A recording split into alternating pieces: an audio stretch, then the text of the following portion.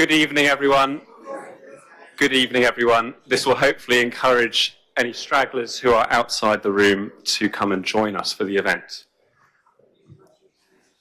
Give them a few moments. Thank you all very much for coming. This is the fourth Dacorum Climate Action Network event. We could not hold one in 2024 last year because of the pre-election period, but we've very, very successfully arranged a 2025 event with quite good attendance. So thank you very much for coming. We have 4 different topics this evening with a variety of speakers across those topics. I'll do a little bit of housekeeping to start with, and then some introductions, and we'll move on to our first speaker from the National Trust. So welcome to the 2025 Dacorum Climate Action Network event. The theme this year is Nature on the Brink. A little bit of administration. The bathrooms are by the lifts and in the atrium downstairs and also on the first floor. There are no fire tests arranged this evening, so if you do hear the alarm, it is genuine. And there are fire exits at either end of the corridor. Please look out for a Dacorum member of staff with a lanyard on, and they'll be able to direct you to the right location. So, as many of you are aware, I'm sure, the Dacorum Climate Action Network has been around for some time now, since 2021, and we are now at well over 600 individual members and over 100 organisation members. The network itself has been growing over that time, and we've got a variety of offerings as well. Principally our green grants, which this year have recently closed, and I'm very happy to say received well over 20 applications with a much higher amount of money available. We're in the process of scoring those applications and the news of those, and the outcome will be shared later this month. The network itself is about bringing meaningful change on climate and sustainability issues and bringing people together in a way that only your local authority can, and connecting with third parties and the community in a way that lets us discuss ideas and items together. The agenda for today is on the board now, so we've got a bit of a welcome and intro. We then have the session Nature on the Brink, about biodiversity, and then following each little discussion, each topic, there'll be 5 minutes of speaking from the speakers, and then there's a little short opportunity for some questions or some feedback immediately after those topics, and then we have a much broader discussion and Q&A at the end of after 2 topics. So the first one's Nature on the Brink, with Emily, who will join me shortly, and Stephen as well. We then have climate resilience, where we'll be talking about buildings and how communities and individuals and households can make their homes more sustainable. We'll then have that bigger discussion and Q&A session, and then move on to our networking and refreshments, where you can have a much more enjoyable experience with the stallholders next door and see what the council and our partners are getting up to in this space. We'll then move on to some sustainable travel and eco-transport with some really good initiatives and examples being shown by our speakers. And the final topic will be about food for the future, foraging, farming and plant-based living. I'd like to introduce our councillor, Caroline Smith-Wright. She's a portfolio holder for People and Transformation and Climate Change and Ecological Emergency. And I'd like to welcome Caroline to the stage.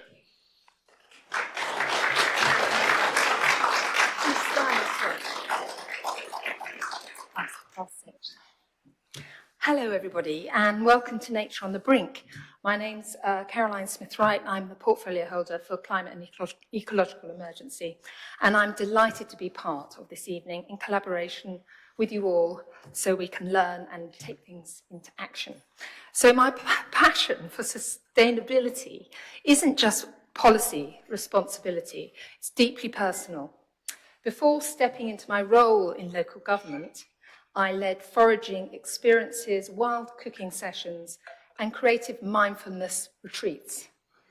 I've helped people reconnect with nature and remain hopeful through sustainable wild plant-based foods, through landscapes, and through the simple, powerful act of being present in the natural world. I believe nature isn't just something to protect, it's something we must actively engage with. Through foraging, I've shown people how so-called weeds, like nettles, dandelions, chickweed and sorrel, are packed with nutrients and can be added to salads, pestos, teas and breads, and it's free food. So these simple acts, walking through the countryside, learning about edible plants, cooking over an open fire, shift our mindset. They remind us that nature provides for us in ways we often overlook. And that's why tonight matters, because when we connect with nature, when we remember what it gives us, we instinctively want to protect it. So, but nature is at risk, and I'm sure you are all aware of that in this room. We are no longer just talking about sustainability in abstract terms. Climate change and biodiversity loss are affecting our daily lives. With increased flooding and extreme weather conditions comes habitat destruction. Wild foods, pollinators, edible plants, and natural resources are already declining.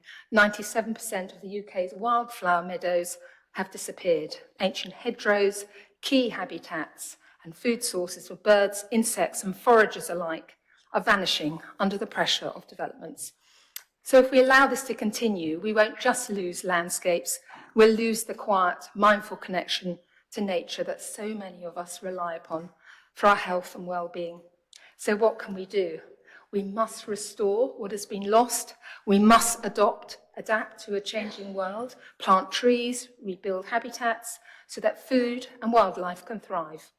Educate the next generation to care for the natural world. Change our relationship with consumption, valuing what nature offers rather than exploiting it. This isn't just about the environment, it's about our health, our resilience, and our quality of life. So, as a council, we are embedding sustainability across every department to help Dacorum reach their net zero goals. In a challenging housing environment, we will endeavour to pressure developers to build new homes that are future-proofed. We will continue to improve our focus on key areas such as recycling and waste, energy efficiency and renewable energy. Buildings account for 40% of UK emissions, so we are tackling this by retrofitting homes to improve energy efficiency and expanding solar together schemes to make renewable energy more accessible for all. So, with transport making up to 27% of UK emissions, by 2030, 80% of new cars will be electric. At Dacorum, we are expanding EV charging infrastructure to support this shift, promoting active travel with cycle lanes and pressuring Herts County Council for better green public transport. Finally, biodiversity and nature-based solutions. 1 hectare of woodland absorbs up to 400 tonnes of CO2 over its lifetime. So we need to plant more trees, rewild green spaces to store carbon naturally and protect the hedgerows, wildflower meadows and key wildlife corridors. Together, these actions will contribute to a healthier and more sustainable Dacorum. So the good news is many of us in this room are already making a real difference to our collective carbon reduction. Sustainable Treeing, Eco-Burco, both of whom have received council grants for thermal imaging equipment to support home energy efficiency projects. Your work is vital, and we are so proud to support you. Saving the planet is all about doing the right thing when no one is looking. Small actions add up. If every household reduced energy use just by 10%, we could cut emissions by 30,000 tonnes of CO2 annually. If every resident planted a tree, we could absorb an additional 9,000 tonnes of CO2 per year. We want to hear what you are doing, from residents, environmental groups and businesses to help shape our environmental policies. We want to bring more people along and make our ecological emergency feel real and relevant to every part of Dacorum. Having met fellow climate emergency councillors from other boroughs across the UK, I'm really so proud of what Dacorum is doing here and how our community, our climate team, and my predecessors, Councillor Allen and Councillor England, have led the way. So, meet stallholders tonight, They're here with practical ways to get involved, and then we're going to share our ideas amongst ourselves with breakout sessions. So please talk to someone you've never met before. Join a sustainability initiative, the Boxmoor Trust, Eco Berkeley, Sunnyside, whether it's tree planting, food growing, avoiding plastic products, home energy improvements, or attending a repair shop. Talk to your neighbours, join campaigns, and push for good policies. Support and share council-led climate action projects, such as the Solar Together, and apply for the green grants next year. And get more people involved. That's it. So I'd like to say a quick thank you to the climate team for putting this together, and a huge thank you for the delicious plant-based food we're about to eat. And if you have any questions throughout the evening, please don't hesitate to ask Oliver and Jessica, who is over there. Thank you very much.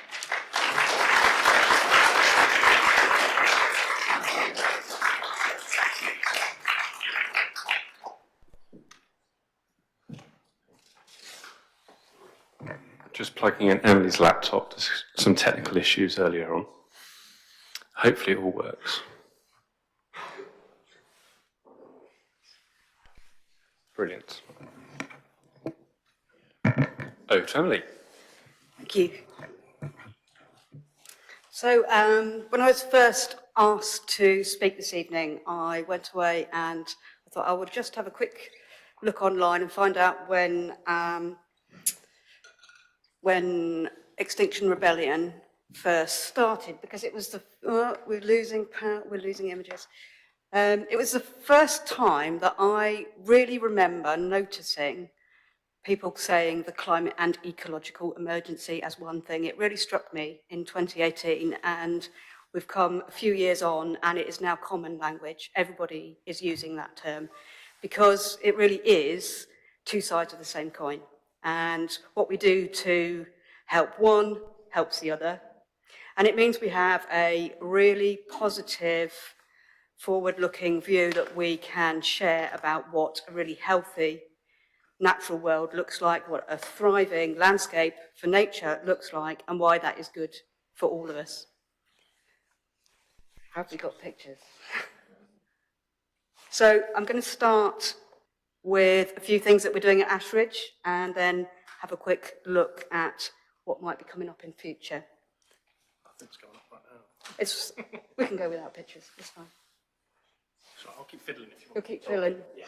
So, first thing we need to do is to make our good places better. We all know that, and that's something that we have a huge work stream of looking after our really special places.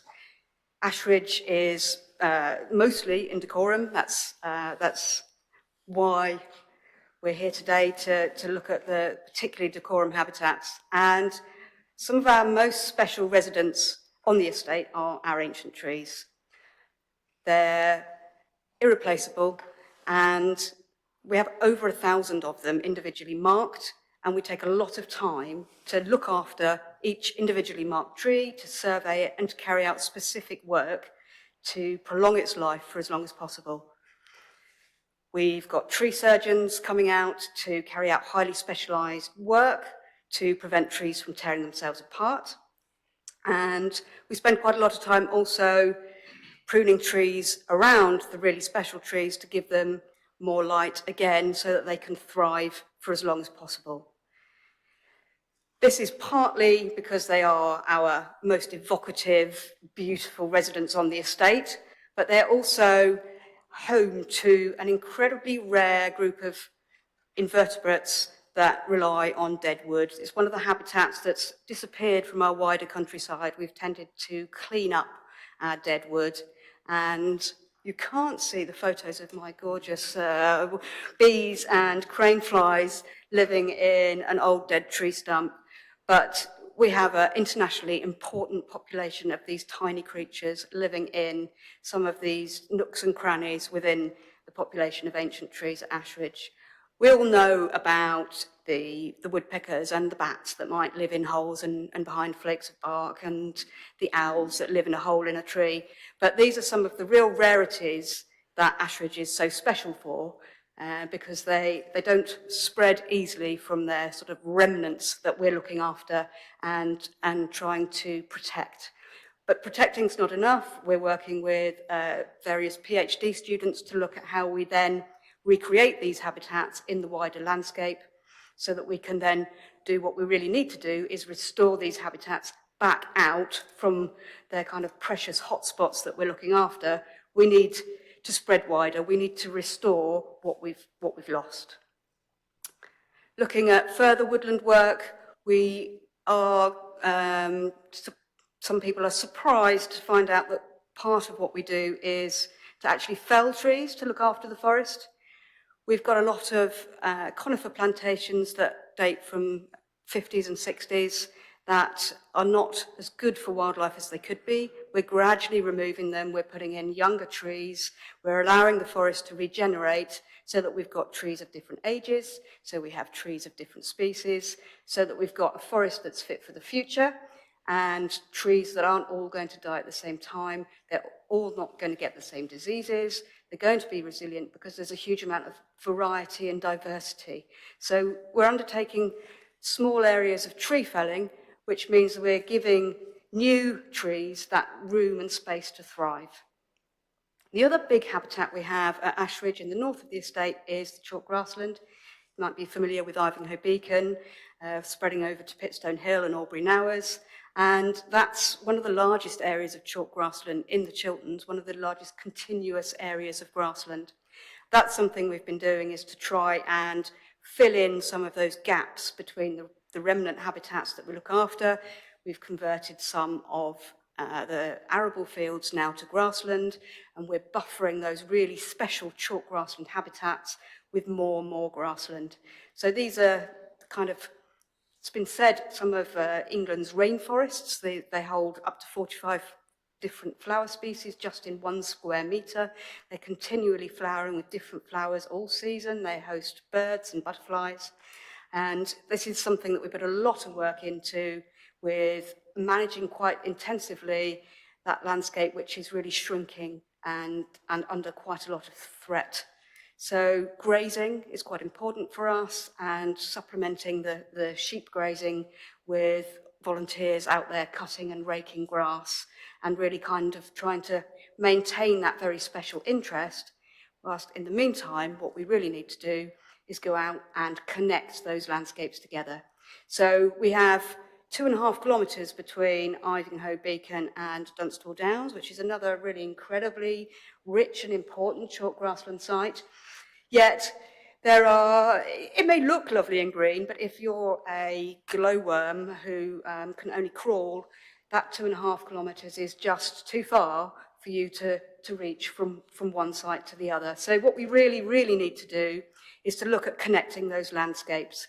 And there's a great possibility with the chalk landscape to connect quite a wide swathe of countryside. There's a project in the North Chilterns that we're involved in around Sundon, Sharpenhoe, spreading down to Dunstable Downs, which is looking at a landscape approach of how we can really work with partners, with neighbours, and make this bigger and better. Because we know that while we're looking after the habitats at Ashridge in our care, we're doing the best we can to make them as thriving as possible for as much wildlife as possible. We're not going to get to where we need to get to if we don't look outside of that land holding, and we all know that. And it's been, we have this ambition of 30% of the country to be managed for nature, under natural habitats by 2030. That's, you know, a really striking, bold ambition. And the National Trust has also just launched its next 10-year strategy. And it is, again, being really bold. It really recognises that this is a crisis, but that we can do this, we can work together, and we can, with partners, put nature back where it needs to be, at the heart of our landscapes. So we've done, over the last 10-year strategy, we have restored 25,000 hectares, largely on our own land, and our ambition now for the next 10 years is to go 10 times bigger and to restore 250,000 hectares by working with partners, because it's only when we can act at scale, really, that we're going to solve this problem that we're in. So I hope you'll all join us and look at ways that we can do that.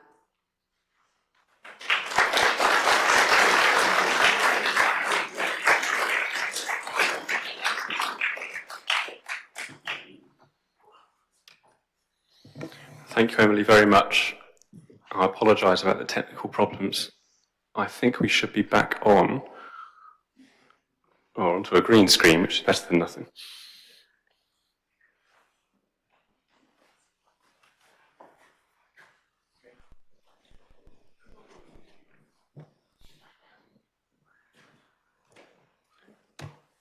Success?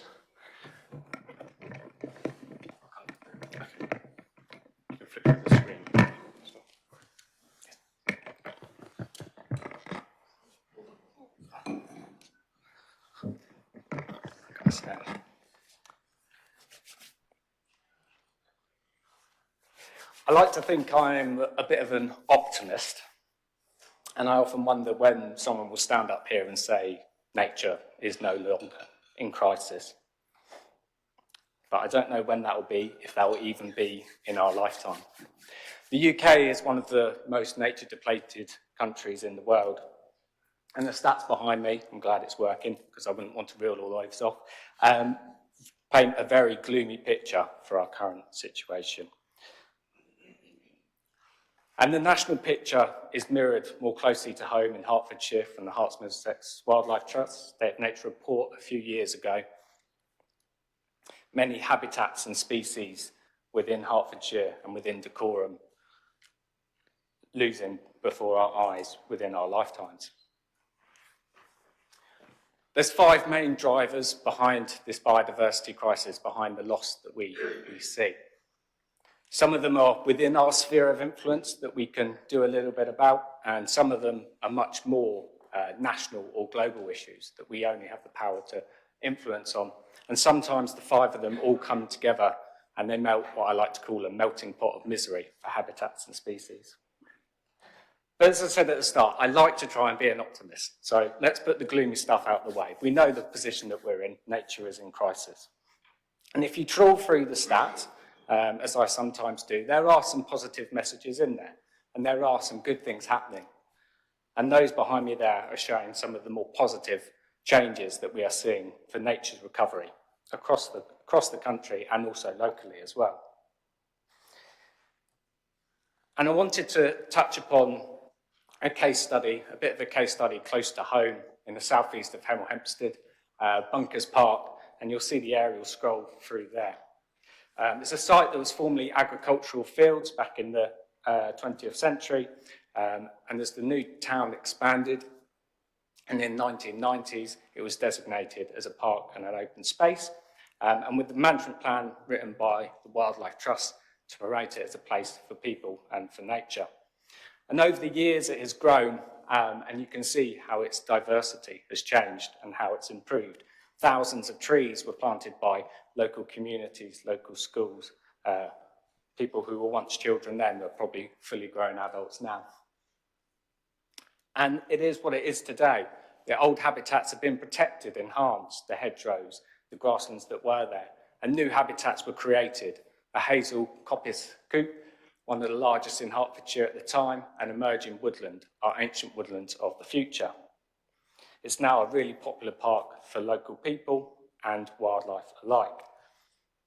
And the two are side by side there can show the stark contrast between what is the 1970s and 2015, but in reality, 1995 would have been a similar picture there. So over the space of 20 years, quite a dramatic difference and improvement. More habitats giving home to more species. We've now set up a monitoring regime, so the RSPB are now regularly monitoring the site for birds, as it has been ad hoc in the past. Behind me are an example of over 30 different species that now call Bunkers Park home. Many of these are generalists. You'll find them in your gardens and in your parks, but many of them probably wouldn't have been found in that former habitat as they are now. There's more shelter for them, there's more nesting sites, there's more food, and some of these show that there's a good ecosystem, good functioning ecosystem from top to bottom. So what about the future? So Bunkers Park is a suitable alternative natural green space, or SANG site now, which is an 80-year designation for it to be enhanced for people and for wildlife. And this is some of the plans. Perhaps I can show you an area in 5 to 10 years' time, which will show these changes that have happened. More marginal naturalisation areas, basically long grass with more flowers, more variety of habitat along the grassland.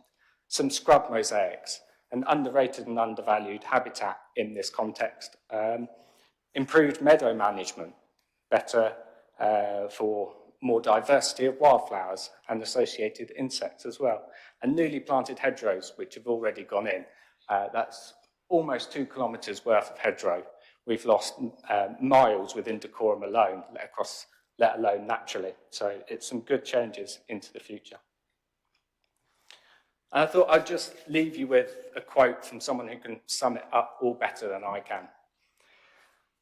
The stats are scary, and nature is in crisis, as I allude to. There's no doubt about that. But we have the power to change this, and we have the power to change on whatever scale and at whatever scale we choose to. Thank you.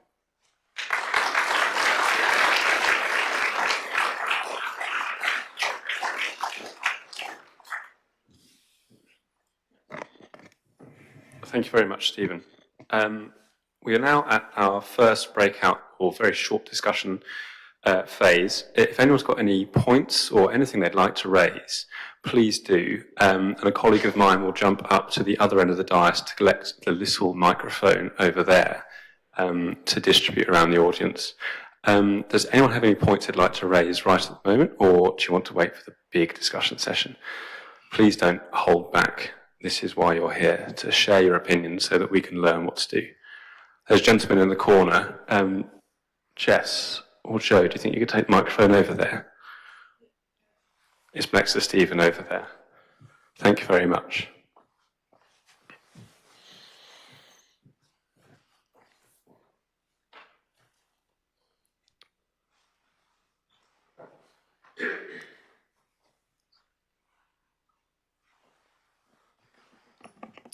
Okay, Dennis Harvey.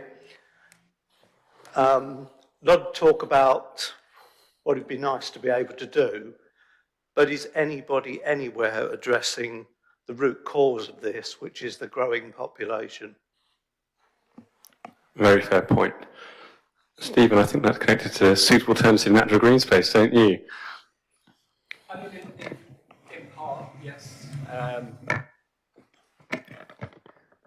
I mean, suitable alternative natural green spaces are as part of the mitigation scheme. So new development within Dacorum, there are tariffs placed on new development, which goes towards producing these suitable alternative natural green spaces.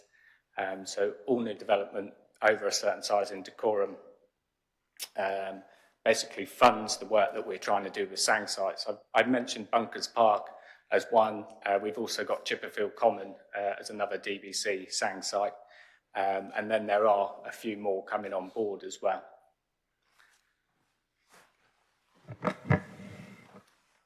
Thank you. There's some more questions. Lady over there. I think we'll take one more now for the moment, because I've just checked the time. We're a little bit behind, but then we've got a further discussion session later on, so apologies if anyone's disappointed by that. Go ahead. Hi, Maria Farago from Sustainable Train. Very interesting presentation from the National Trust. I'm very interested to understand if there is any plans in order to connect all the fragmented ecosystems, remnant ecosystems. Thank you. Yeah, that's definitely a priority for us going forwards. In particular, I think for us in Bedfordshire and Hertfordshire portfolio is looking at those chalk sites, because that really is a unique opportunity in the landscape that we sit. And we want to work with partners on that, and that is something that we really see as a key priority as soon as possible, to look at those chalk sites. Apart from the chalk,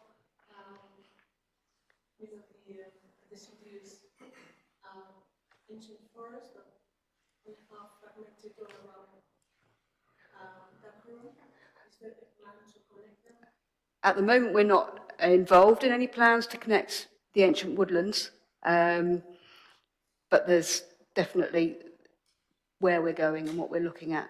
You know, we're looking at that on our own landholding, where we have potentially a field between two patches of ancient woodland, but in terms of reaching out into the wider landscape, that's not happened yet, but it's definitely something we'd like to be part of, yeah.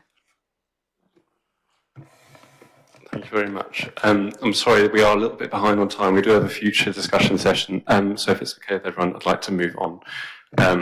But we do have time later on in the session. Our next speaker, if possible, is Leslie Tate. I think the agenda that's printed has us in the wrong order, but the presentation has you at the top here. So I'd like to introduce Leslie. They're a recipient of the Green Grant representing Berkhamsted Town Council, and I'll hand over for the presentation. This lovely beast in my hand is a thermal imaging camera. It cost 2,000 quid, and we got that from Dacorum 3 years ago. And since then, we've used this camera on 200 houses, which may not seem a lot, but actually, when I tell you what goes into the use, I think you'll be quite impressed. What we do is first, of course, communicate with people in Berkhamsted what's involved with this, because I think quite a few people imagine that if you have a thermal imaging camera, which, in case you don't know what it does, it comes, you take pictures of your house and you can see where you're losing heat. But of course, a lot of people imagine that means they've got to rebuild their house or something like that. Well, it's not so, but we have to persuade people. There's another persuasion that is involved in people's familiarity with things like this. Nearly everybody in this room is probably not afraid of a thermal imaging camera. You've probably heard of it or something like that. But outside your groups, there are lots and lots of people who habitually will not have heard of this. And if they've habitually not heard of it, they're unlikely to buy into it. You know, the advertising idea is that you need 4 shots in front of people's faces before they say, oh yeah, I'll have that one. So one of the things you can do is talk to people and explain that a thermal imaging camera, which in Berkhamsted is run by 18 volunteers who are trained by a consultant who's an excellent consultant, by the way, and we have sessions before the winter. And I say before the winter because you have to use this during the winter period. And it is important that people who are getting this service understand the limitations. So there has to be a 10 degrees thermal gradient between the inside of the house and the outside. And you can only do that during the period of the winter. And of course, this winter, we've had to reschedule significant numbers of visits because of the variability of the temperature. And again, this is something, not only is it good for people to understand that that's one of the limitations, but of course, when we go around with this camera, and we do it in twos, by the way, one person taking the shots and the other person keeping notes, because you've got to be very clear that shot was that house and that particular set of windows or doors. And if you don't keep a proper record, you could be giving your report on the wrong set of pictures. We usually do, by the way, two visits in one night, and we manage 2 nights, so that's 4 visits in total. And what I've been talking about, persuading people, it's very important that we fill every slot, of course, especially because, as I've also said to you, we've had to reschedule some because of the climate variation. And my job, of course, is not just to sort out the rotas and get people there, and but also sometimes to answer residents who are emailing in and saying, well, that's not fair, why has this happened to me, and things like this. But they soon get the idea. They're lovely people. And one of the good things, by the way, of this service is that you start talking to the householders quite frequently. They come around with you and they point out things they knew or they might suspect about their building. And then the conversation goes further. And this is what I'm really interested in, by the way, because then they start to talk about all the other issues, perhaps, or things that they can do. Because by itself, what we're doing, of course, is gaining a degree of insulation. And by the way, we do have a feedback system which tells us very clearly that not only are the people terribly impressed by our volunteers, who are very, very knowledgeable. I mean, they're amazing. They honestly are. And I'll tell you in a minute what they do for a report.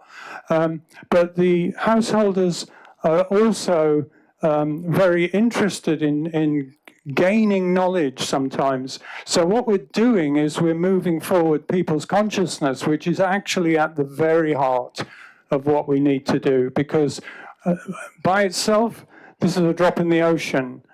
But as an ongoing thing that involves a community, which is really what we want to do, it's an important act.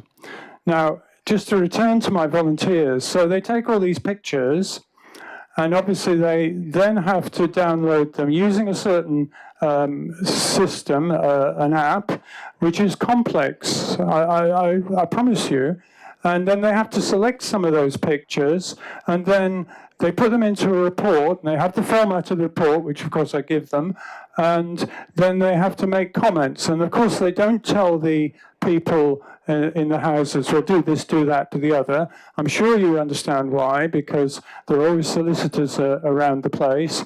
And so it's advice, and it's direction about, well, this indicates probably this. And actually, to interpret these images is an art.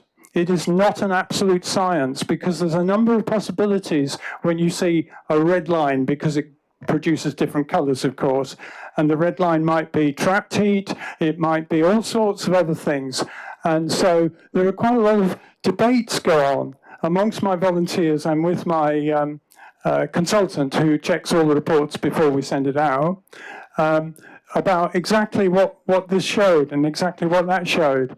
And I have to give, it's wonderful the way 18 volunteers really thrive on this, and they do hours of work, and they really get into it.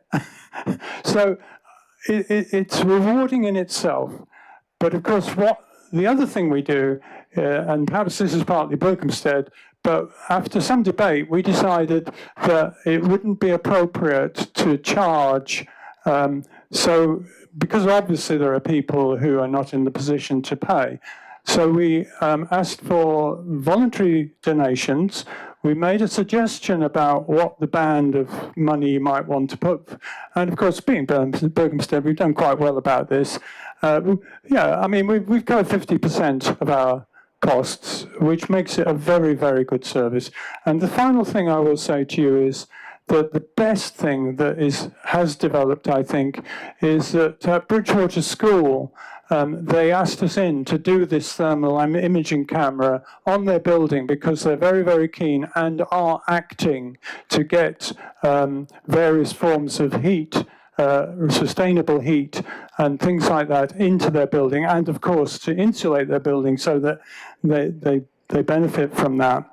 And that school is writing to others, and we hope we can spread the word to get this thing out there, to help the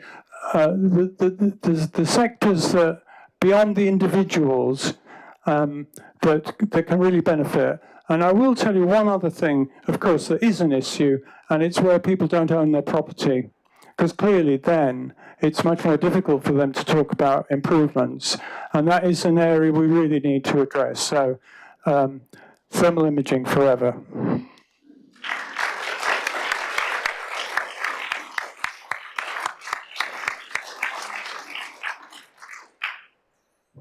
Thank you very much, Leslie. Moving on to the second part of the climate resilience topic, if Vicky would like to join me up on the dais. You're going to hear a little bit more from me about what the council is doing with its own buildings, including some of its housing, which people do not own, to address the point you raised just now, and also what you as individuals can do, which is something Vicky is rather expert in. Sorry to set you up there, but I'm reliably assured that you can answer any question about a building to do with energy. This graph here comes from government estimates about our carbon emissions as Dacorum, from domestic sources in Dacorum. So how much Dacorum's housing emits. The blue line at the top is the total. So this isn't just council housing, of which we own around a sixth as the social landlord in Dacorum. This is every single household, which is around 65,000, I believe. The big fall has come on that orange line, which is the electricity. And that's been largely since 2012, 2010. And that was the decarbonisation of the national grid, the move away from coal and increasing prevalence of wind and other renewable sources. Gas has reduced, but has not come down significantly, not as much electricity. And then there are some other fuels at the bottom, which are a very small proportion. But I think that's quite an interesting graph to show you where the emissions actually come from. And removing gas from our built assets is one of the biggest challenges that not just social landlords, but any owner of a building with a net zero target faces. So, to summarise, these are some of the things that the council is doing to retrofit its buildings and to reach net zero. There's a target from the government, set by the government, to reach a level C rating in an energy performance certificate, and that's about prioritising households in fuel poverty. The target was 2035, although that, I believe, has been changed to 2030 to become more ambitious, but also while sticking to those in fuel poverty. The quickest way to do that is by putting solar panels and an air source heat pump on a property. Solar panels obviously provide the electricity. The air source heat pump uses it to provide the heat. That's how the two of them work together. We're also retrofitting various sheltered housing blocks. These reduce our bills significantly, and the quickest way to do that, as mentioned, is solar panels and air source heat pump. But we always make sure there's a backup heating source there so that people don't go without the heating. You need to consider it in a holistic way, because you need to have that security of supply. Not just for electricity, but also for heating. We're retrofitting council housing with various measures. This has been, in some instances, grant funded, and some instances funded directly by the council, using things like external wall insulation. Sometimes that's rock wool, sometimes it's different technologies. But it can also be about draft proofing, it can be about double glazing, it can be about fabric improvements. It really depends on the type of building that you're looking at as well.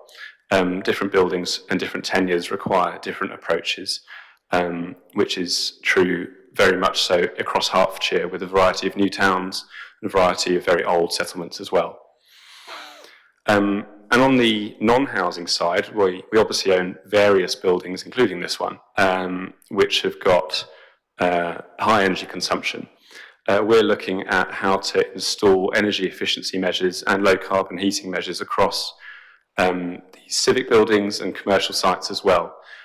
We've recently had one very successful project with Everyone Active on Sport England funding, working in partnership with them to put solar panels on Hemel Hempstead Leisure Centre, which I believe has gone live very recently, as of last week, which is really brilliant news.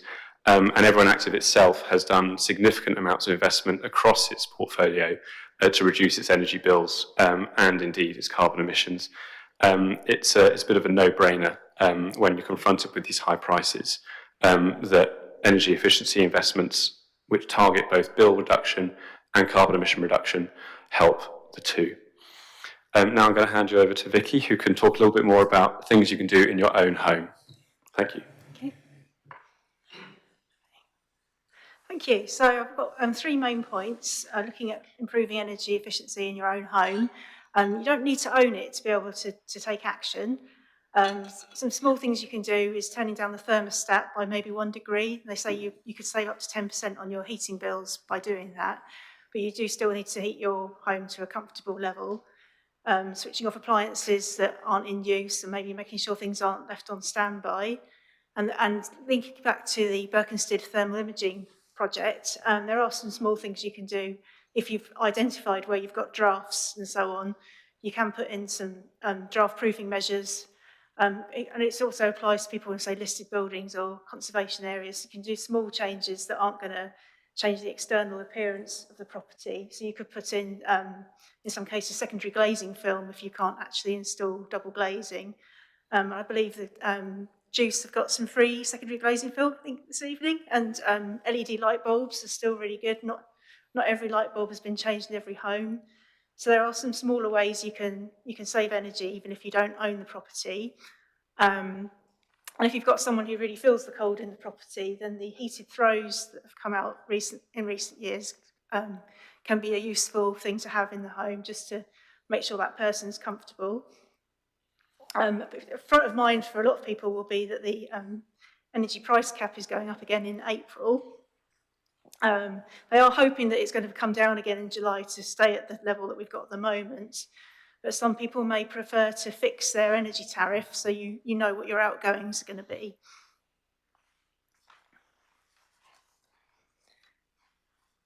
So as well as those small things that everyone can do in their home, if you do own your property, you could consider investing in something bigger, for example, cavity wall insulation or topping up the loft insulation. In the case of cavity wall insulation, it would pay for itself within 5 years, so the cost of doing the work you'd recoup in terms of your energy bill savings. There is funding available, which I think Better Housing, Better Health are here today. It's worth going to have a chat with them in the information stands. And they can provide information on the grants. So Great British Insulation Scheme. So that's for people who have a council tax banding of A to D and the EPC of D to G. So it's kind of opposite ends of the scales for those two things. And there's also the energy company obligation is available to some households, depending if they meet the qualifying criteria.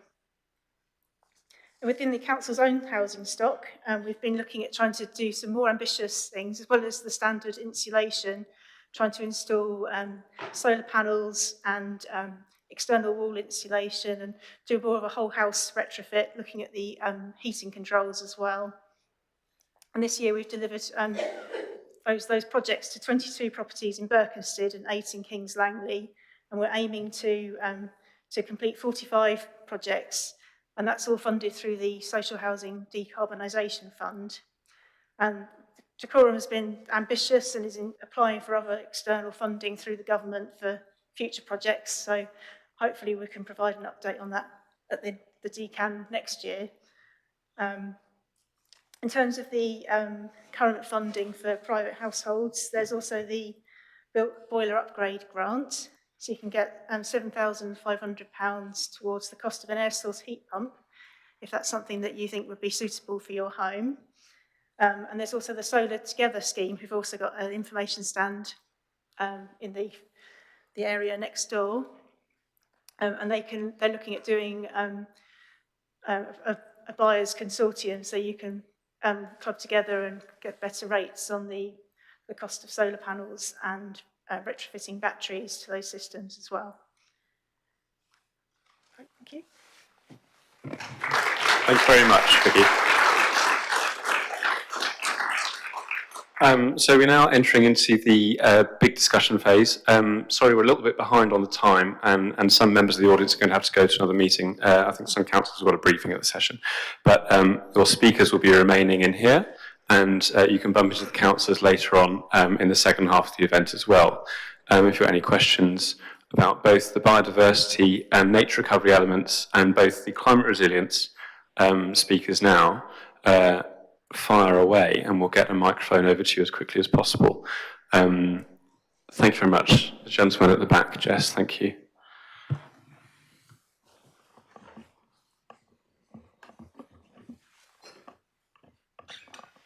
Thank you. It's Tim Hill, Conservation Manager with Herts and Middlesex Wildlife Trust. We've been working with Dacorum Council now for a few years.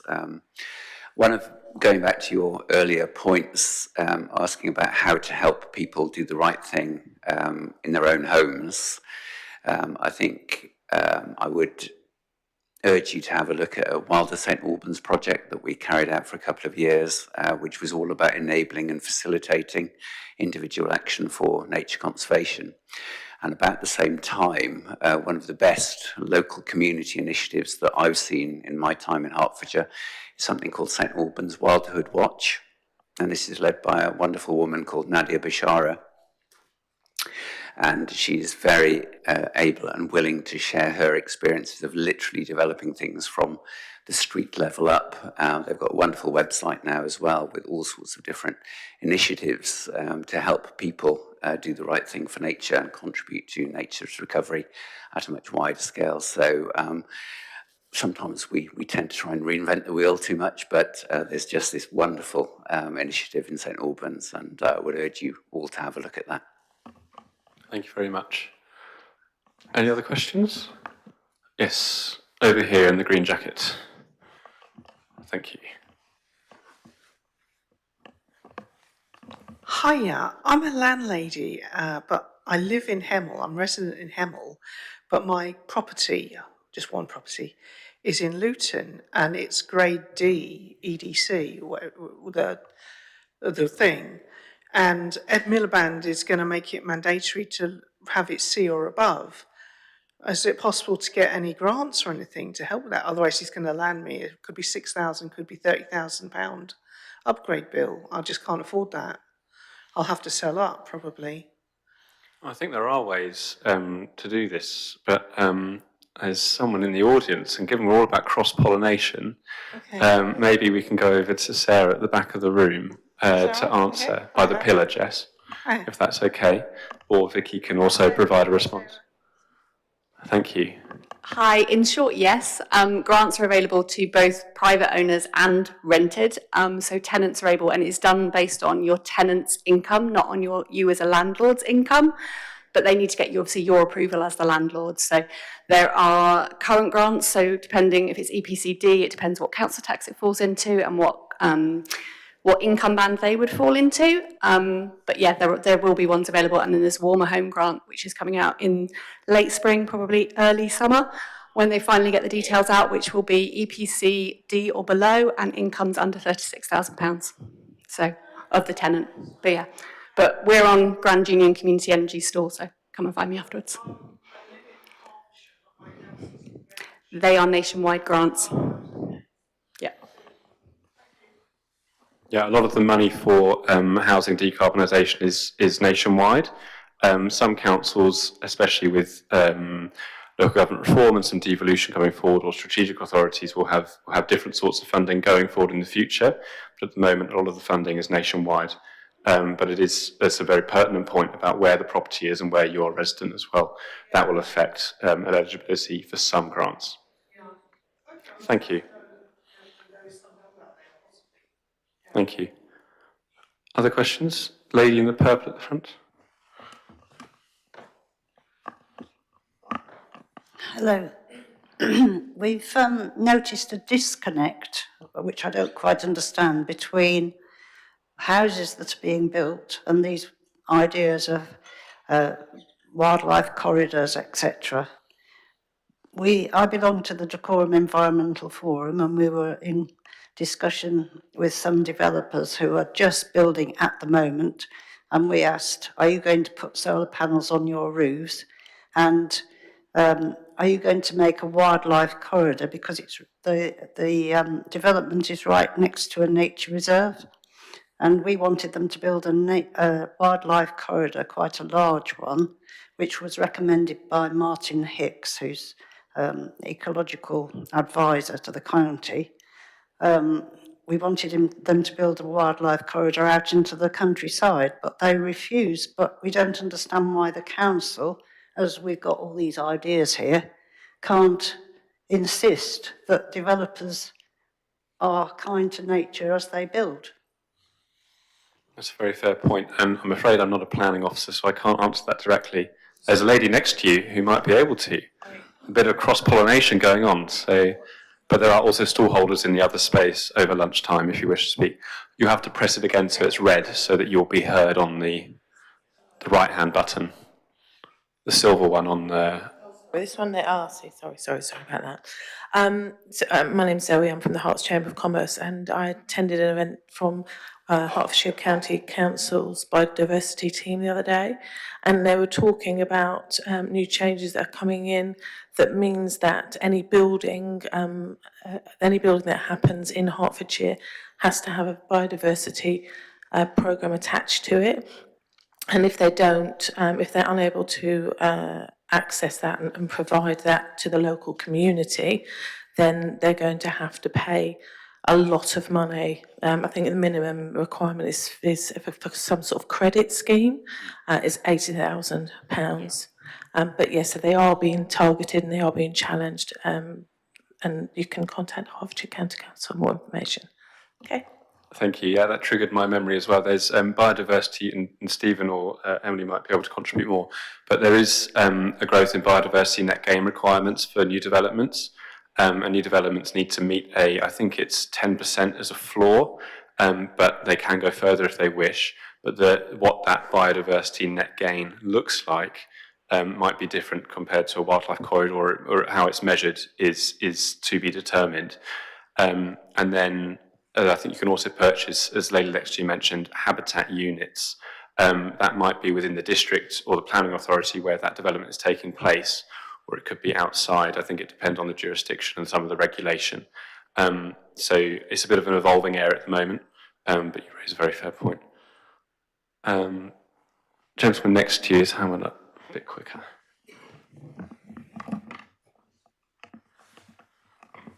I'm very concerned about the biodiversity net gain, because obviously it looks good on paper, but there's no evidence whatsoever that the council is in any way qualified to actually check or verify that the biodiversity net gain will actually be implemented. If anybody followed the saga that took place in this chamber over the last 3 weeks about a planning application along the Leighton Buzzard Road, they will see that the appellant promised a biodiversity net gain, but the Rule 6 group that challenged this found many, many flaws in the calculations for the biodiversity net gain, but the council hadn't picked up any of those, and the council, in objecting to the application, didn't offer any evidence about the lack of biodiversity net gain or anything about the ecological damage that even the appellants admitted would occur. Thank you for your comments. Stephen, do you want to talk about BNG or? Okay. BNG tends to sit more with the planning team, but it's somewhat alongside some SANG stuff. There will be a process of monitoring biodiversity net gain and the mitigation within that. And it will probably be using external consultants in order to do those ecological surveys to monitor where biodiversity net gain is taking place.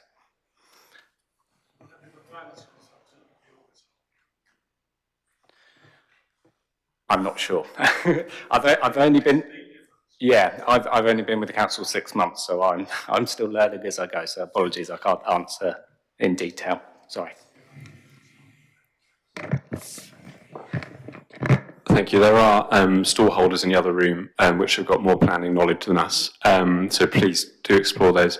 We're eating into your, sorry, I did not mean that. We're eating into your dinner time. So one more question, but we will all, of course, still be here if you want to carry on the discussion. So we'll take one more question. The lady in blue, sorry, you caught my eye the quickest, but I know there were more over there, so you're hiding in numbers. Over to you.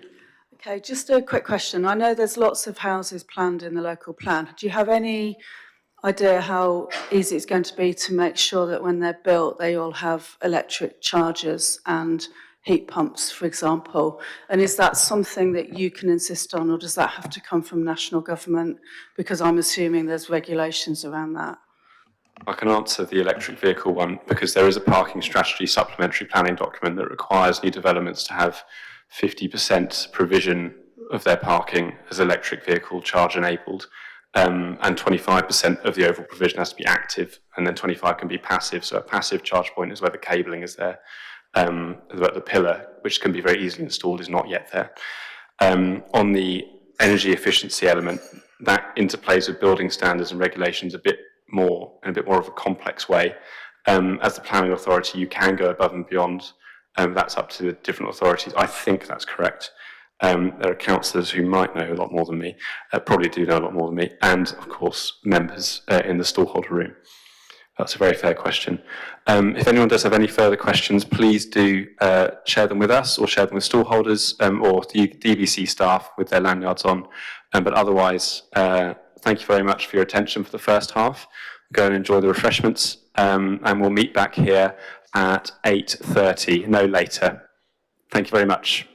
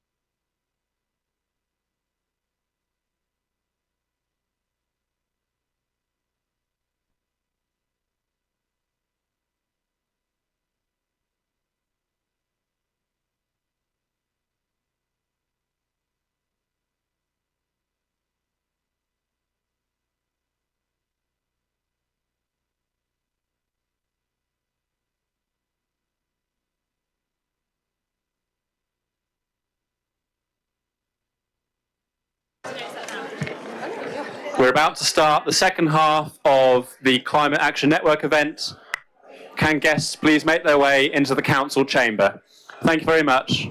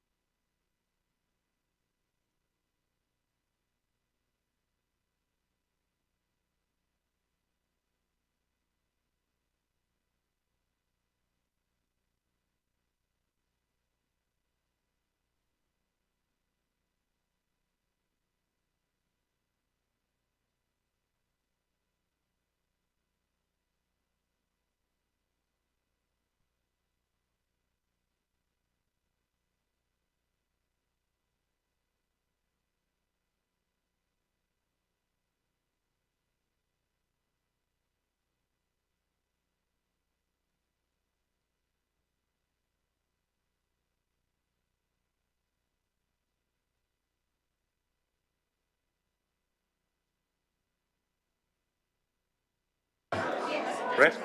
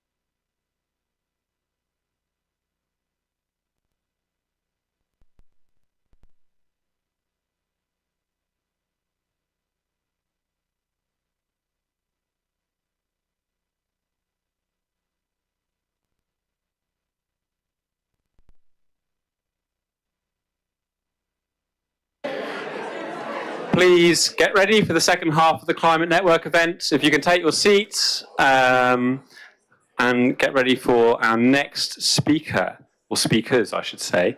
The topic 3 is sustainable travel and eco-transport. And with me on the dais is Emma Turner from Hertfordshire County Council. She's Strategy and Programme Manager for Sustainable Transport from the County Council. And Penny Rayner, the Infrastructure Officer from Dacorum Borough Council. I'll hand over to the two of them right now. Thank you very much. Thanks, Oliver. Hello, everybody. We're here today to give you a bit of an update on sustainable transport. So some of the recent projects that have taken place, so just a summary, and some of the work that is taking place now. So I don't know if we've met, well, I think we've met quite a few of you in our stall next door. So Emma's going to start with a summary of some of the work just taken place. Perfect, thank you very much. So starting off with the first slide, something that hopefully many of you who live in Hemel or around the area have seen and hopefully maybe even benefited from is the new crossing at Jarman Park. So this is a project that's put in a new at grade, which means essentially at the same level as you're walking on the pavement or around the place, rather than having to climb up a set of stairs and go over a bridge. A new crossing accessible to everyone. So previously there was a lovely bridge, but very difficult to go up if you're pushing a pushchair, difficult if you're in a wheelchair, impossible if you're in a mobility scooter, and that was obviously quite a big barrier to people trying to go shopping over at Jarman Park, trying to get to Tesco, get to Lidl, and so on. So that's gone in November 2024. It's funded by Active Travel England, which is a way that the County Council can get a lot of different funding for this kind of thing. And it's also put in some new sections of shared use path, so pet path of a suitable width that can be shared by people walking, wheeling and cycling.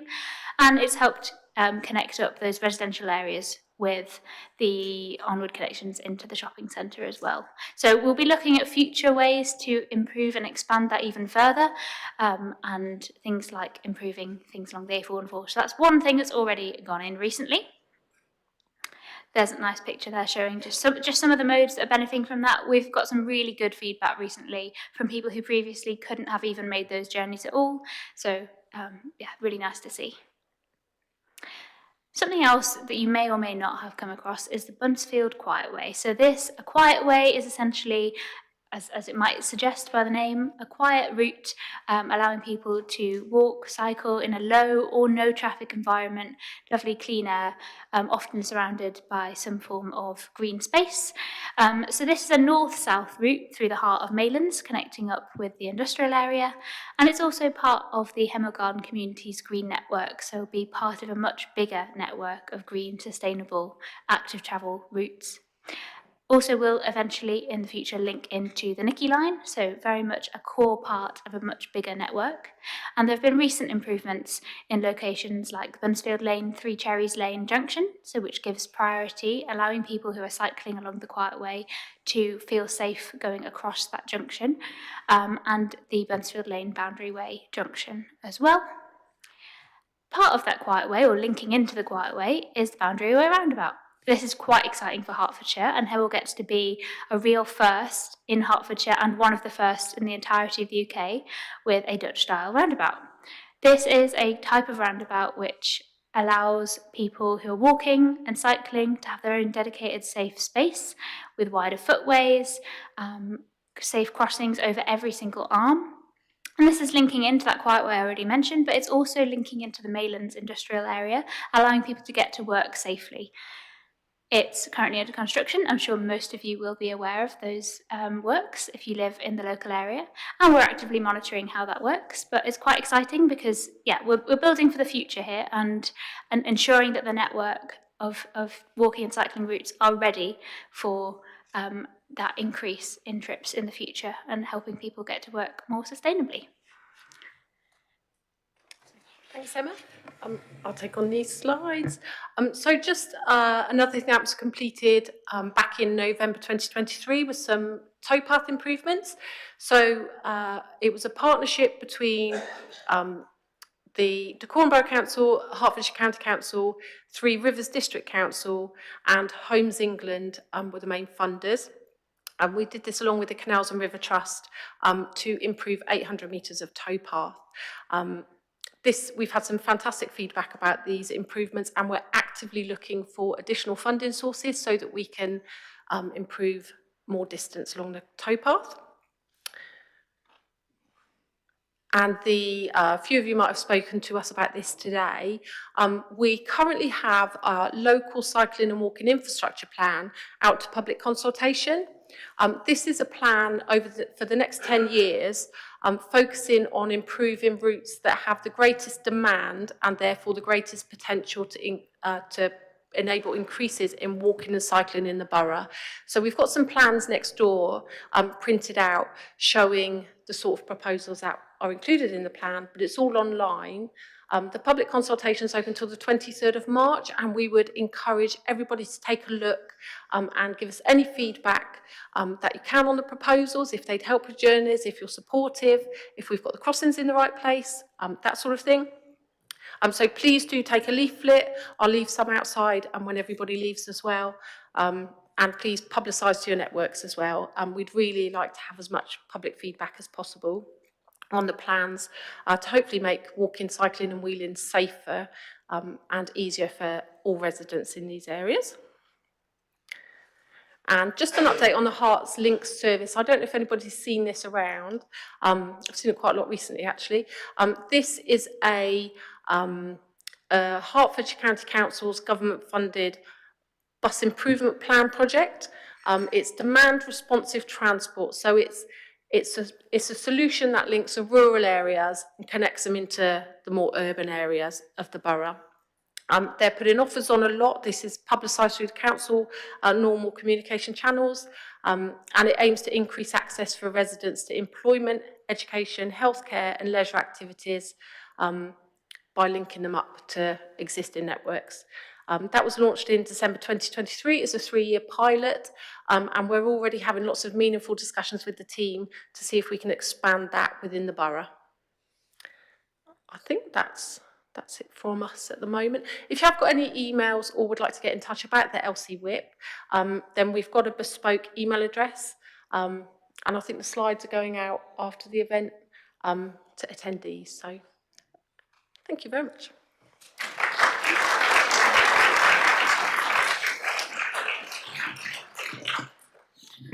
Thank you, Penny. Thank you, Emma. A brilliant presentation, and do get involved in the consultation. I'd now like to hand over to Kate Woodmansey. She is from Westbrook Hayes School to talk about their sustainable transport initiatives and their Eco Warriors scheme at the school. I'll hand over to Kate now. Thank you very much. Thank you. Thank you so much for having me here today. I feel a bit of a fraud because this was all set up by our head of geography, Mr. Ndow. And he contacted me over the weekend. He's actually quite ill and said, would I deliver his presentation? Now, I can't take any credit for what he and the school have done, but I do feel so passionate about it. I'm really happy, to talk to you. So, thank you. No? So I'm going to just focus on the various sustainable transport initiatives sort of aimed at reducing the environmental impact of all the school-related travel and improving accessibility to the school for our families. So who are we? Now, I do know some people in the room know us very well. But for those that don't know who Westbrook Hay is or where we are the school at the top of the hill, neighbouring Boxmoor Trust. We're an independent school with about 380 pupils, and we have this fabulous location. It's totally unique, 26 acres of grounds, and you would actually never know we were 5 minutes from the M25 and even closer to the A41. All the grounds are used, so all of that very, very positive. However, those of you that do know us, yes, we're 5 minutes from Hemel Hempstead, but we are completely secluded, making commuting to our site actually very difficult. We have a 1 sort of kilometre drive up to the school. It is mostly two-way, but not always, and sometimes people can get a little bit fed up on the drive twice a day. So, that was itself an issue. So, Mr. Dow, our head of geography, he went to work. What can we do about this? So, we had already got a committed group of pupils that we've called our Eco Warriors. They meet weekly, they run assemblies to the rest of the school, and I think most importantly, the thing that really struck me was how inspirational they were. And I mean, they literally had us all inspired. Oh, we must do this. Lots of different initiatives that, they've been amazing. They are a committee of pupils. They have been guided by Mr. Dow. They're elected by the other pupils. And we have Jared, who is our head, who would have been here to tell you all about this if it wasn't past his bedtime. So that's why you've got me. So our vision. Our key target is to reduce our carbon footprint through reducing traffic on our drive. So what have we done? We started a walking bus from Little Hay. I don't know if you know where we are, Little Hay fantastic. They allowed us for the parents to park their cars there, and then the children to walk across the golf course, across our grounds into the school. This was supervised by our staff. We had a buggy that would carry the children's bags and so forth, incredibly popular. We started a shuttle bus from a nearby car park, the White Horse, very kindly allow our parents to drop off in the morning, and then we shuttle the children up the drive. Very, very popular. We joined the Walk to School Week campaign. We've run several of those. Lots of parents and children have got behind that as well. Then we've done more. So the school itself, we were a prep school. We're now going to seniors, which in its way is a problem as well because we're this isolated school. And we don't want more cars coming up the drive. So we've introduced a shuttle bus from the train station in Hemel, where we're encouraging children to use the 500 bus, use the train, use public transport to come to school, but we'll just do the final bit for you. We're obviously encouraging lift share amongst parents. We've got electric charging points for the parents with their electric cars, no idling. We've got other bus routes. We're constantly introducing new bus routes. We've got one now coming from Amersham, again, taking more cars off the drive. And most of our buses now have waiting lists. We'd just like more buses, but we've run encouraging parents to cycle, staff to cycle.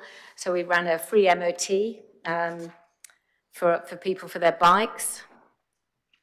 So this is a photo showing the walking bus across the golf course.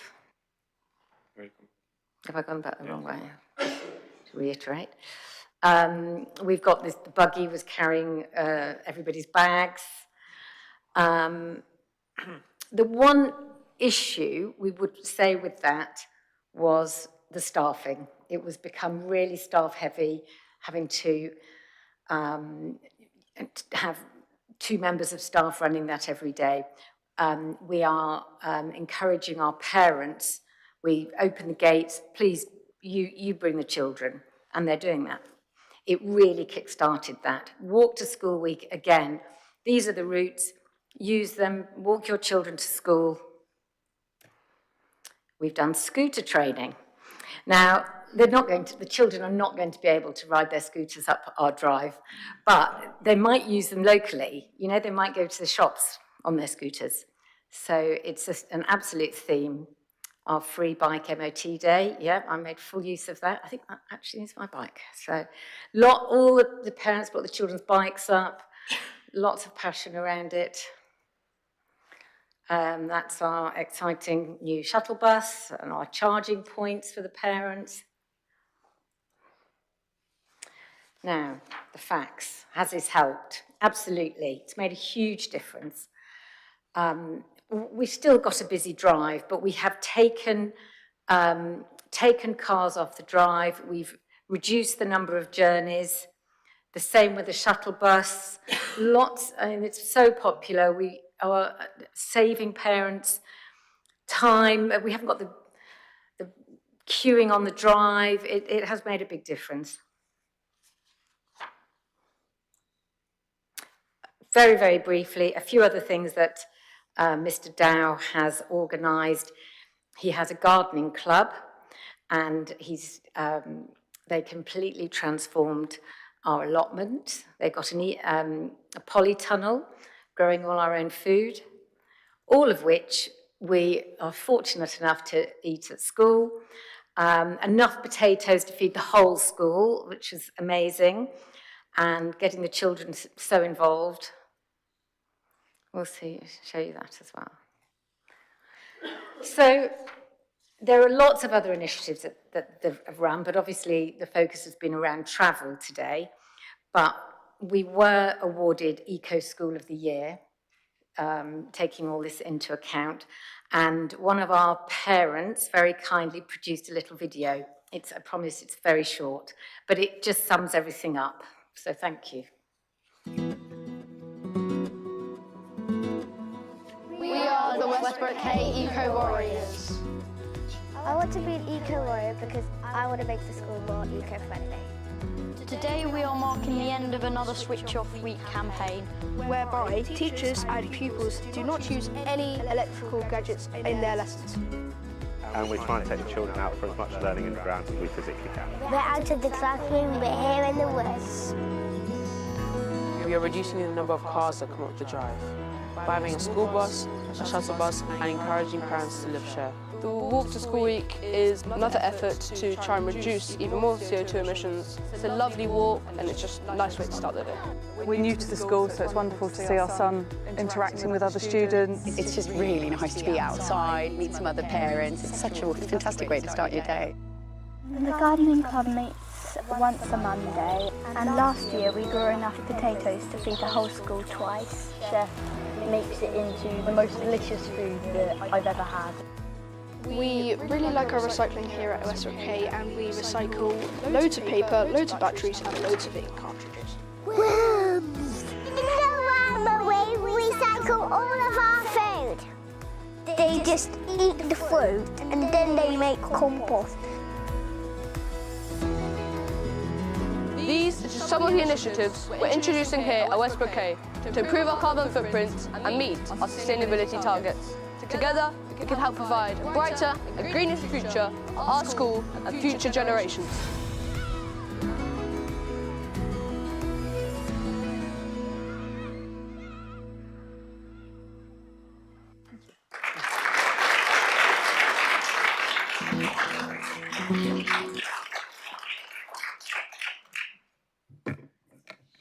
Thank you very much, Kate.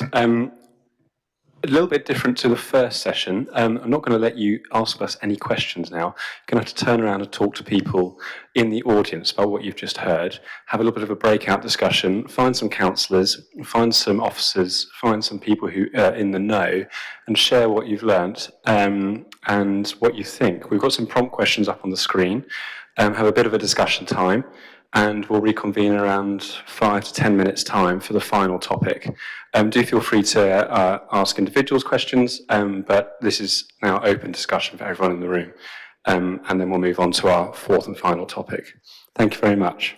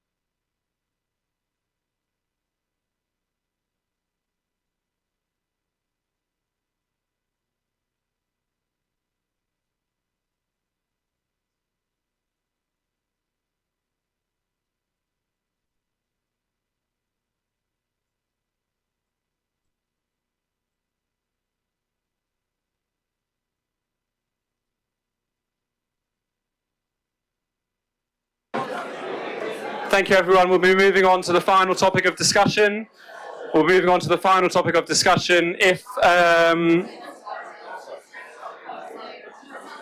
Hello. Good evening, everyone. If James Clark could come up to the dais.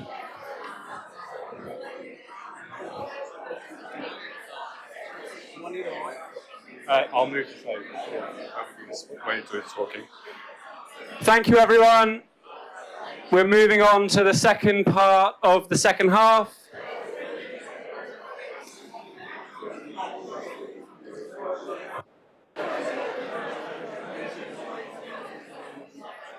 Thank you, everyone. We're moving on to the second part of the discussion. I hope you've had a very interesting conversation with your neighbour. James. Right. Thank you very much. I will pass the laptop over to you and you'll click through. Thank you, everyone. Please take your seats and we're going to be moving on now. Stop loitering, councillors. Come on, let's all sit down and have some fun. With me now is James Clark from Rothamsted Research. They are in West Hertfordshire, and he's going to be talking to us about advancing sustainable agriculture. So over to you, James. Okay. Thank you very much, and thanks for inviting us. As you know, we're just on the boundaries of Dacorum, just over towards Harpenden. We are the oldest agricultural research station in the world. We've been there since 1843, and you may well ask, well, why are we still going? Because obviously we're actually very, very good at growing food these days. The trouble is our food system is both a miracle and a disaster. We are very, very good at producing food. We produce more food actually than the world needs, but we waste a lot of it. But we are doing that with enormous environmental cost. And really our mission is to try and reverse that. We divide what we're working on really into 5 groups. Now, science and technology cannot solve these problems. These are political problems. These are consumer choice problems. There are many, many aspects to them. But we do think science and technology can offer some of the partial solutions to all the things that are affecting our food system. That's very poor diets. We're eating ourselves sick. We all know that. That's very insecure farm incomes. Lots of people leaving farming. The average age of a farmer in this country is about 57. So people are not coming into the industry, and that's going to create problems down the line.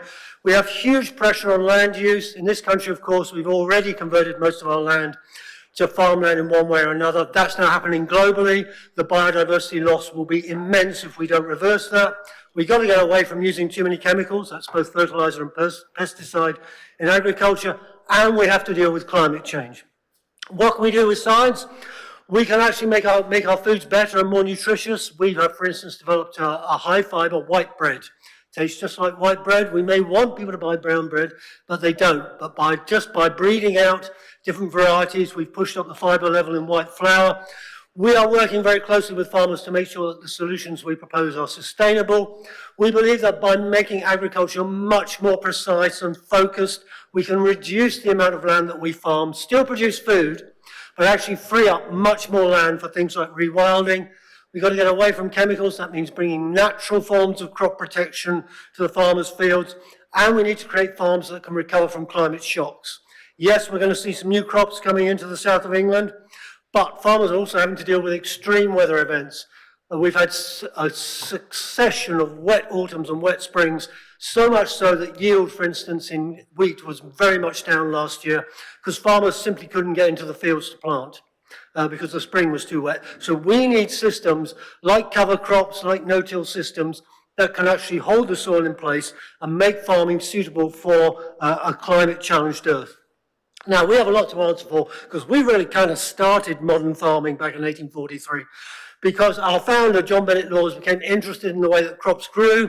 He started adding chemicals to work out what would make plants grow better. And this modern philosophy of putting chemicals on the land to actually boost crops was really built and designed at Rothamsted, and the first experiments really establishing those principles were established at Rothamsted with John Bennett Laws in a partnership with a chemist called Henry Gilbert. We've had to move on from that. We've realised that just pouring chemicals onto the land has a lot of long-term consequences. We're now looking at much more mixed systems, putting wildflower highways through fields, for instance, looking much more at living things both in the soil and in the plants themselves, trying to make that whole system work and get back to the natural systems that underpin farming. We do three things for the nation that no one else does. Those experiments started in 1843 are still running. And that has given us the most incredible amount of data about how farming is changing our land. Only we have that time series going right back 180 years. So it has enabled us to have enormous insights into the way that environment and farming are changing the complexity of our soil and changing the nutritional profile of our plants. We do the National Insect Survey. You've all heard about declining insect biodiversity. Is it happening? Yes and no is the answer. Some habitats, yes. Some insect species, yes. Others, we're not seeing that effect. Only we have got the long-term data going back to 1964. We've got traps all over the country. All that data is coming here to Hertfordshire, where it's being analysed, so we can actually work out what is happening with our insect populations, and then we might be able to do something about reversing those biodiversity declines. We also look at livestock. We have Britain's most measured farm down in the West Country. Of course, cattle are the great villains of climate change, but is there any way we can have a more sustainable livestock system? We're not going to get rid of dairy overnight, and in certain cultures and certain smallholder farms in Africa and Asia where we work, animals are essential. So we've got to find ways that we can have a mix of animals in farming and make that work. By measuring everything on the farm, we hope we can do that. We've got to protect our crops. How are we going to do that? Surveillance is key. We're using the latest technology so farmers know exactly what is coming into their fields. We can detect insects by the wing beat, so we know if it's a pest or if it's a good insect, and then we can advise the farmer on whether to deploy insecticide or not. We can detect fungal spores in real time, again, so they can tackle disease early. We use biological controls, that's beneficial insects, but also pheromones. Insects are very responsive to smells. If we can deploy those smells, we don't have to poison them, we can just persuade them to go elsewhere. Put an alarm pheromone in the crops, they'll go. Put a sex pheromone over in the woods, they'll go over there. Can we do that? We're beginning to have a lot of progress in using pheromones for pest control. We're also looking at resistance. Whatever we use, organic or more mainstream approaches to farming to try and deal with pests, they will respond, they will evolve, they will develop resistance. So we have to find ways of tackling that. That's going right down to the genetic level. We do a lot of crop improvement. Of course, that's not new. That's as old as farming. Most of you know that we're also involved in bioengineering, looking at techniques like gene editing and genetic modification. That's controversial, of course. But we are now seeing more and more things coming through with these new techniques that are not simply about improving the bottom line of corporations, but actually have public benefits. Good example is golden rice, high vitamin A rice from taking the genes from daffodils and crocuses, putting them into rice gives you lots of vitamin A. If rice is your main staple, you're often deficient in that vitamin. So putting that into the diet gives farmers an extra boost, stops problems with vitamin A deficiency, which can lead to blindness in small children. One of our big GM projects is actually about fish.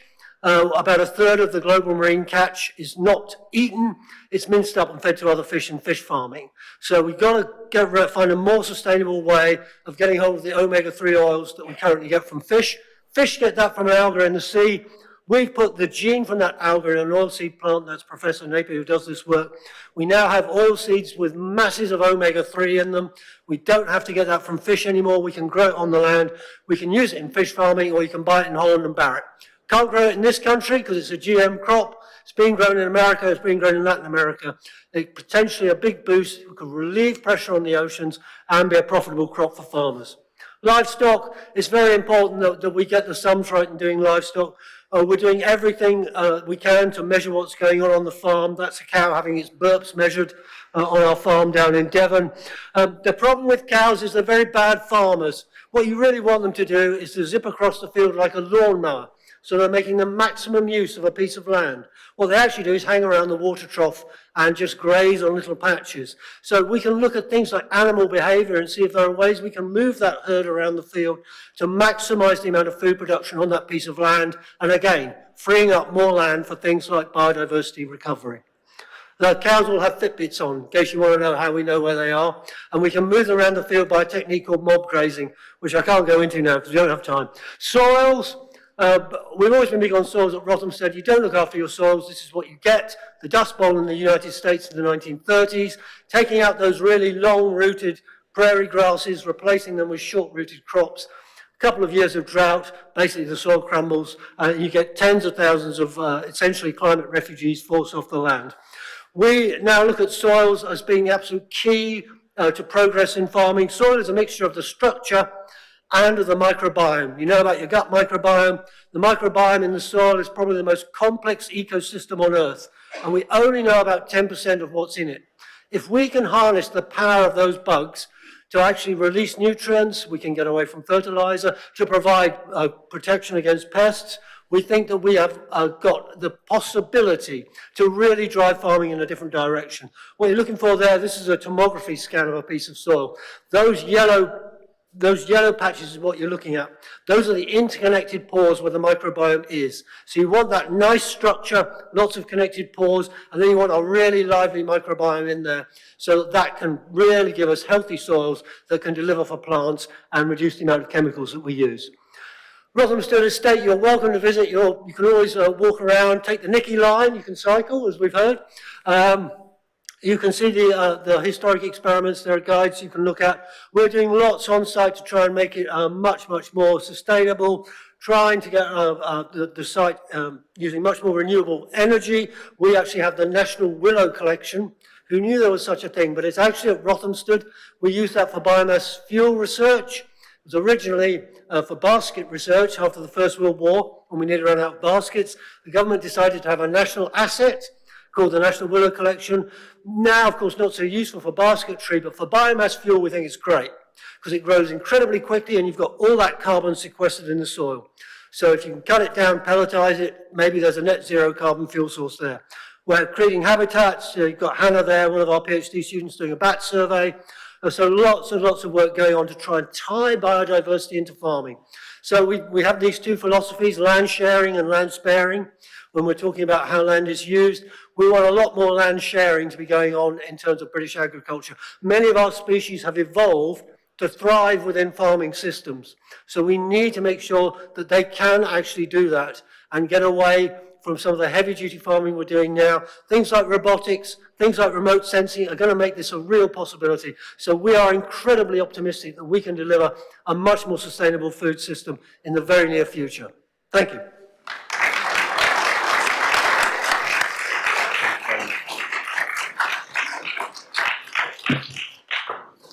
And now, our final speaker of the evening, Dr. Keval Shah. Thank you very much. Thank you all for having the patience to sit until now. Really appreciate it. We're all here with one common goal, which is we love our world. We love our planet. We want to secure it for the future. And the title of Nature on the Brink is so apt. The biggest lie we tell ourselves is that we are separate from nature. But we are nature, and if nature's on the brink, so are we. So today I'm here with my wonderful wife, Bijal, who's here at the back, and our dearest Ruby, who was rescued from a free-range egg farm about 11 years ago, and she's still with us. So if you get a chance, please do go on and just say hello to her. She'd really appreciate it. She's not asleep yet. So I work as a dental surgeon 3 to 4 days a week, but my main mission in life is to try my best to leave behind a better world than the one that I came into. And I've been doing this for the last 15 to 20 years, and what I've learned is that our survival, our health, and our finances are completely dependent on the planet's life support systems and our fellow animals that we share this planet with. By life support systems, I mean forests, oceans, soil, rivers, etc. They are literally keeping us alive right now. We already know this. The oxygen that we're breathing in, 1/5 of it is coming from the Amazon rainforest. 1 acre every second is what we're destroying of all these rainforests. And the biggest reason why we're doing it is grazing. Grazing for the animal agriculture industry. So if we carry on, what we find is, with the life support systems and our fellow animals that we share this planet with, we need both of them functioning at the same time for us to survive.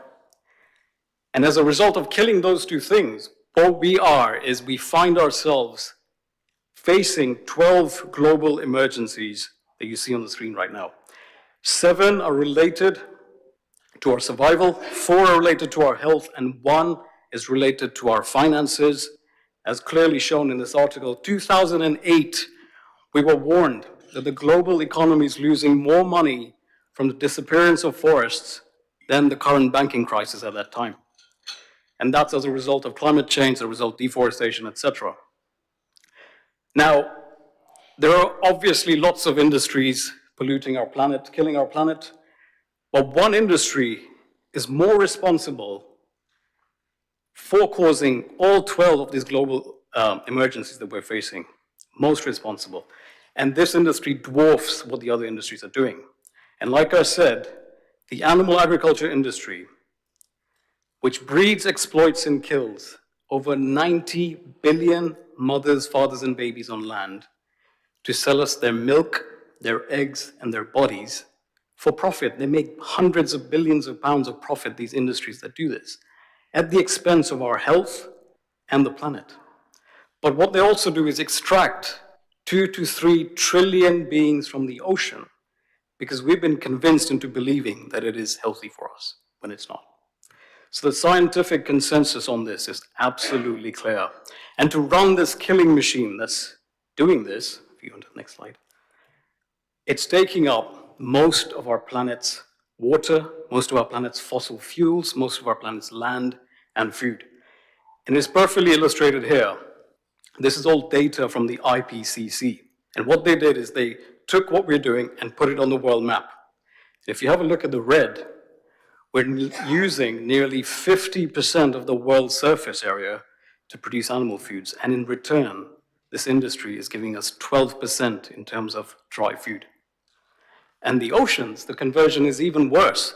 We bottom trawl the size of South America every single year, 4 billion acres of sea forests, with all the whales and dolphins and all the fishes that come out. And it gives us 3% of all the food that we eat in terms of dry weight. So 15% of all the food that we eat coming from 50% of the entire world's surface and all of the oceans.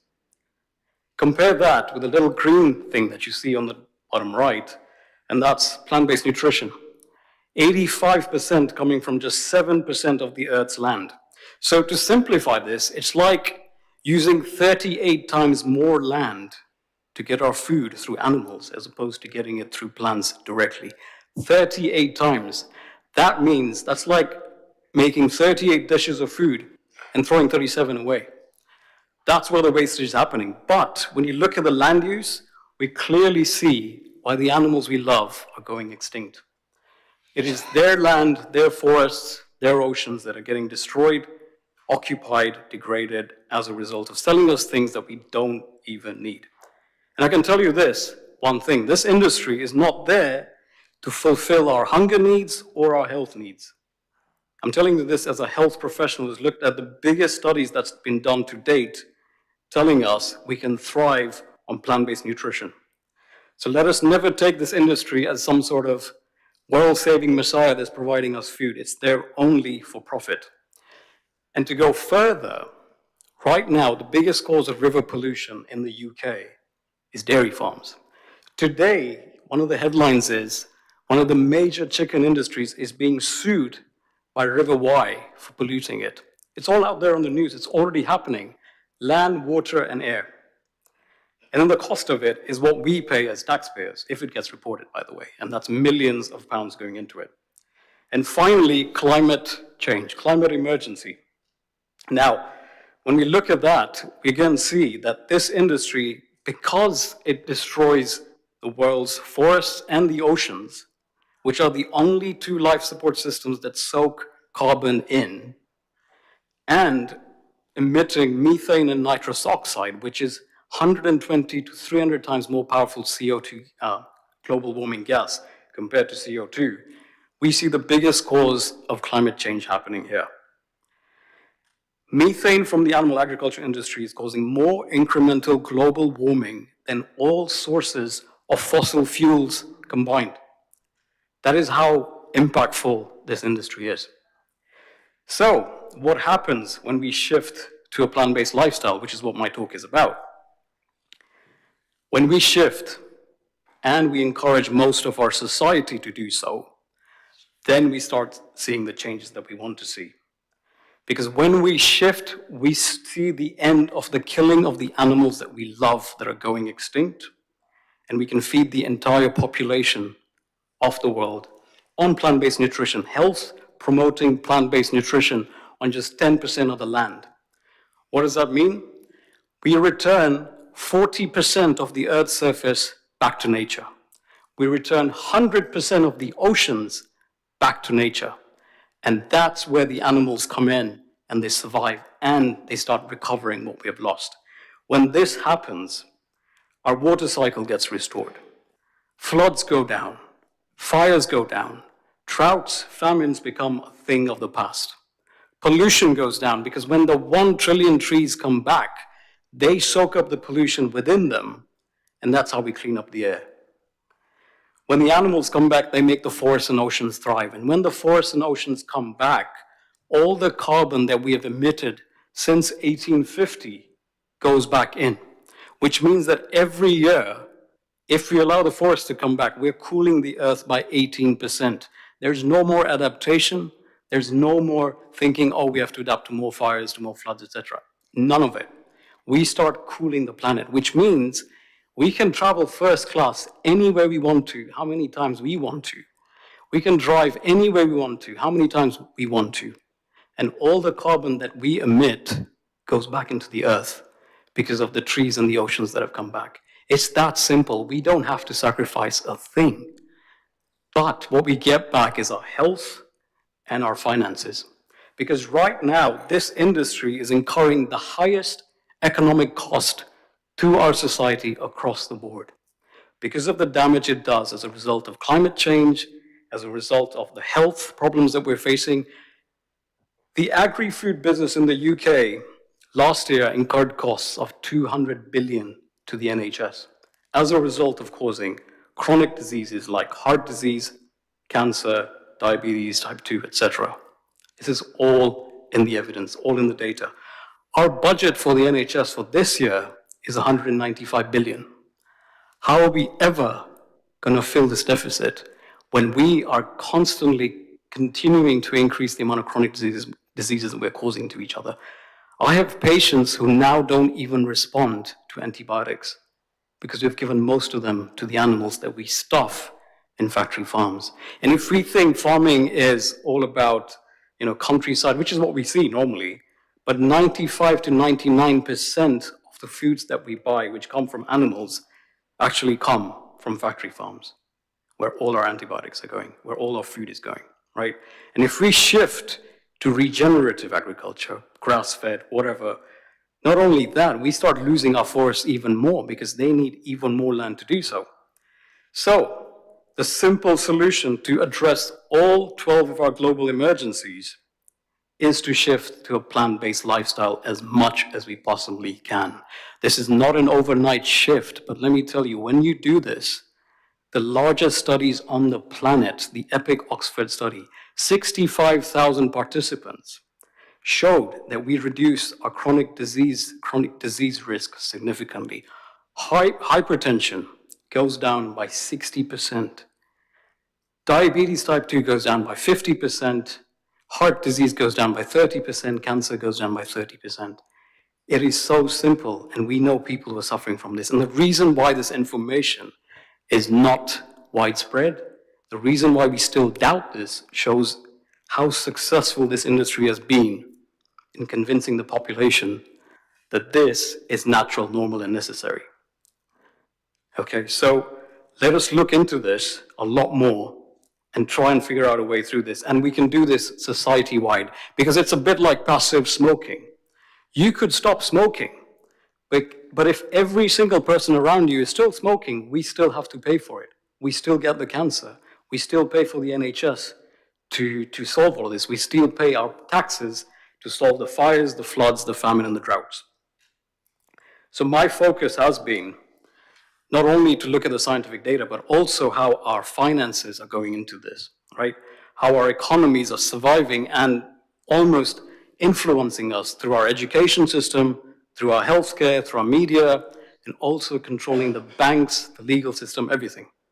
We have to realize that everything that we are seeing right now is not by accident. We are here not by accident. The fact that we're facing the emergencies that we're trying to solve here is not by accident. It was someone's idea to clear a forest. It was someone's idea to put billions of animals into factory farms and take things from them. It's someone's idea to kill the ocean. And what we have to do is, with this information, empower ourselves, our communities, our organizations, to see how we can shift lovingly, empoweringly, to a more compassionate plant-based food system. And that's how we solve it. So, if you just move on. So what I've done is actually compiled a presentation which I'm actually giving to organizations, to communities, to individuals, to businesses, and it's entitled, How Do We Invest Ethically, Save Money, and Heal the World for Our Children? It ticks all three boxes, but it comes from it with an economic point of view, which is, most of us, is what we're interested in. How do we save money, but also save our planet? And when we can do this, we find a way through. So please do find me if you're interested. Let's exchange details and let's find out more. This is about not opposing each other. It's about working together. How do we find a common way through this? And the fact that we had plant-based foods out there today, such a simple thing, but yet it is a real testament of the Dacorum Council and this place to lead by example. It is such a powerful statement we've made, and I applaud the organizers for doing that. So thank you for that. Okay, so last slide. There are 4 other projects that I'm working on right now. Again, if anyone's interested, one of them is rescuing chickens from egg farms, looking after them. To me, they represent everything that is happening in the world. And when we can look after mothers and babies and stop the violence against the ones that we love so much, we start healing our world. And the other thing that I'm trying to do with my wife is trying to improve dental health care in Sierra Leone, which is a wonderful project that my wife is heading right now. It's a country completely deprived of healthcare, so if anyone's interested in that, please do find me. And the last 2 things that I do is I have a podcast where I bring about amazing activists from all over the world, sit them down and try and solve some of the crises that we're seeing, everything from testing on animals to climate change, marketing, etc. And the last thing is ethical investment. Pensions, banking, savings, investment, all of it. Right now, we have £3 trillion of UK money locked up in pensions, and we don't even know what it's doing. We could be doing everything here if our pensions are going into the very industries that we are trying to oppose. Mining, animal agriculture, deforestation, arms. Our money is going into manufacturing arms and weapons. And we want the wars to stop. How can we do that when we don't know where our money is going? So there is a way to take control, but we have to figure this out.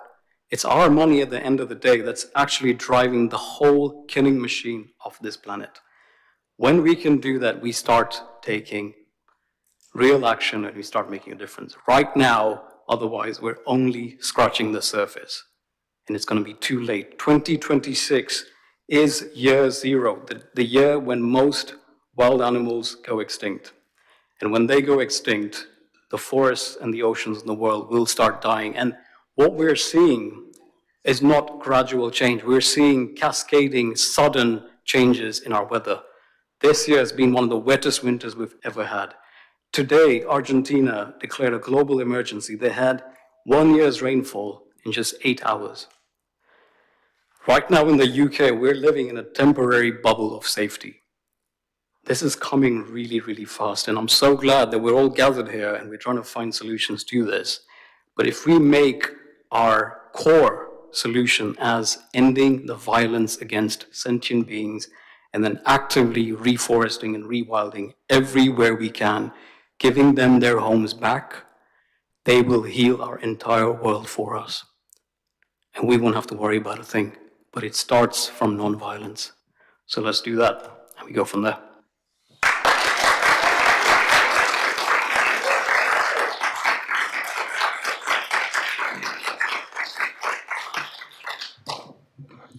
Thank you very much, Keval. That was a brilliant final segment. I know we have now overrun at 9:30.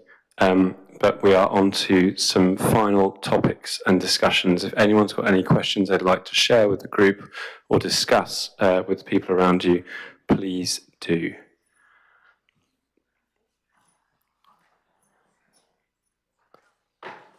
No hands are going up. Maybe legs are itching to run away. If that's the case, thank you all so much for coming. We'll do the wrap up of the event.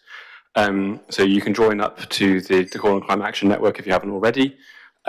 Please help yourself to some. I need some food, thank you. Which will be taken to a food bank if it is not eaten. Just like the flower arrangements you see will also be used by our own parks team. We need to be, it says 9 p.m, 10 p.m. Is what that's meant to read. And please do, if you've taken any photos and you want to share on social media, use those hashtags or email them to us at the council, and we'll publicise those on our social media and our newsletter, which will be going out later this week. Please return your name badges and we'll send out an email to all attendees, even if you're not on the newsletter, with slides, including the National Trust ones, which you could not see, I'm afraid, with links. And a final big thank you to everyone who helped make tonight work. That includes the officer team, the councillors who provided our direction, people who watched online, and of course you in the room. Thank you very much for coming, and I hope you've had a good evening.